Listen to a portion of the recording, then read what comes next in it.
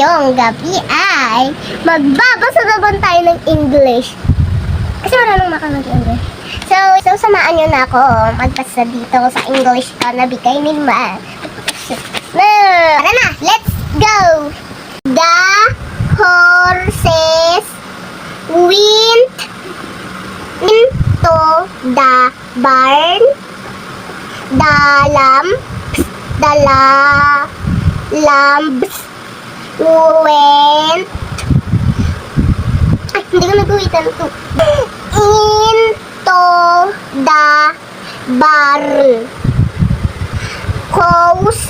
Cow. Nagiging ayun ah. Cows went into the barn. Barn. Yan. So, ito naman yung nasa baba. Like and share, ipalaw na ako dito sa baba. Ha? So, saan natin ito? Marunong na ako magbasa. Yung hindi pa marunong dyan, magbasa din ng English at sabihin sa ma'am na marunong na kayo magbasa ng English. Ha? Magbasa kayo sa bahay para lalo pa kayong bumalik. So, ako nga bumalik na. Tapos, nabasa na ba itong jump na frog? Okay, mamaya na natin. Dalawa lang gagawin natin ngayon, then 49. The farmer went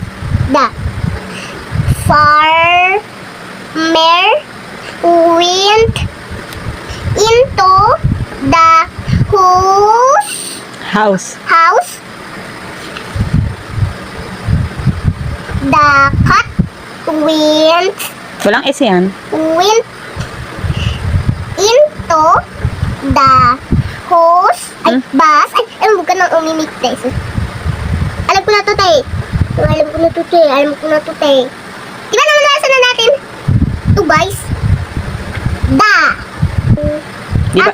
Wait lang. Ano ba to? Alam ko na. House. The dog went into the hole. Diba nabasa ko to? House. Good. Night. Good. Good night. Tapos na tayo.